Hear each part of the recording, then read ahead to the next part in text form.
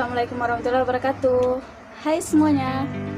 Perkenalkan, nama saya Fadila Mulyadi dari Universitas Negeri Makassar, Fakultas Ilmu Keolahragaan, jurusan Panjaskesrek. Welcome to my YouTube channel. By the way, sekedar info ya teman-teman, ini kali pertama saya buat vlog di YouTube guna untuk melengkapi tugas mata kuliah PPD saya atau tugas perkembangan peserta didik yang diberikan oleh Ibunda Siti Raihan. Vlog saya ini saya akan membahas atau menjelaskan tentang pengertian tugas-tugas perkembangan. Yang pertama yang saya akan bahas ialah pengertian tugas-tugas perkembangan menurut beberapa para ahli. Yang pertama yaitu menurut Elizabeth B. Harlock mengatakan bahwa tugas perkembangan yaitu belajar menyesuaikan diri terhadap pola-pola hidup baru, belajar untuk memiliki cita-cita yang tinggi, mencari identitas diri, dan pada usia kematangannya mulai belajar memantapkan identitas dirinya. Nah, lanjut yang kedua, yaitu menurut Havikhurst. Menurut Havikhurst, tugas-tugas perkembangan adalah tugas-tugas yang harus diselesaikan individu pada fase-fase atau periode kehidupan tertentu. Dan apabila berhasil mencapainya, mereka akan berbahagia. Tetapi sebaliknya, apabila mereka gagal, mereka akan kecewa dan dicela orang tua atau masyarakat. Nah, perkembangan selanjutnya juga akan mengalami kesulitan.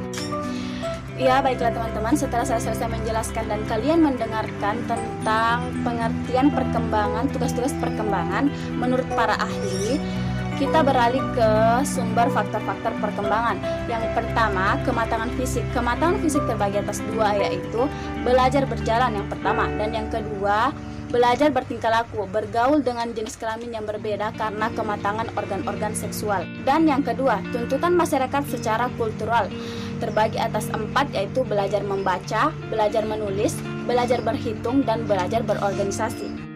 Dan yang ketiga yaitu tuntutan dari dorongan dan cita-cita individu sendiri, yaitu misalnya memilih pekerjaan dan memilih teman hidup.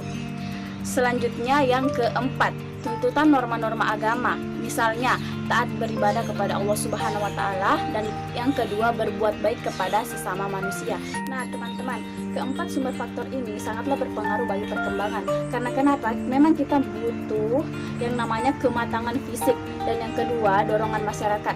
Ketiga itu dorongan dan motivasi dari diri kita sendiri. Sebelum kita mendapatkan motivasi dari masyarakat, itu kita perlu dorongan dan motivasi dari diri kita sendiri, karena kita tidak bisa melakukan hal tersebut tanpa motivasi diri kita sendiri. Dan yang terakhir, yang terpenting yaitu yang keempat, tuntutan norma agama, yaitu beribadah kepada Tuhan Yang Maha Esa atau kepada Allah Subhanahu wa Ta'ala.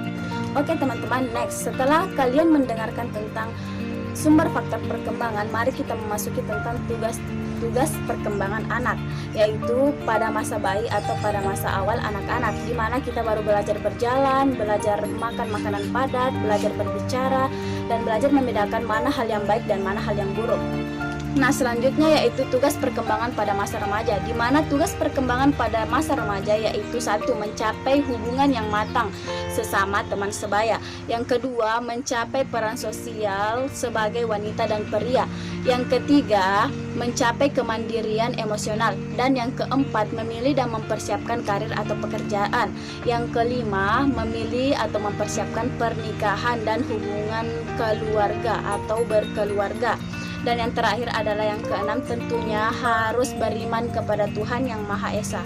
Oke, lanjut yaitu tugas perkembangan pada masa dewasa awal. Tugas perkembangan fase dewasa awal yaitu berbeda dengan tugas perkembangan pada masa remaja.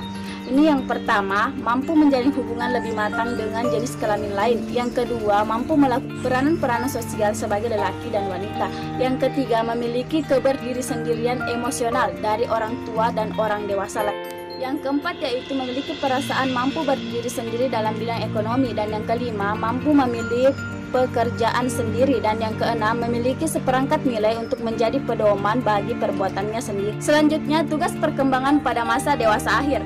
Tugas perkembangan dewasa akhir yaitu satu, memiliki tanggung jawab sosial dan kenegaraan sebagai orang dewasa.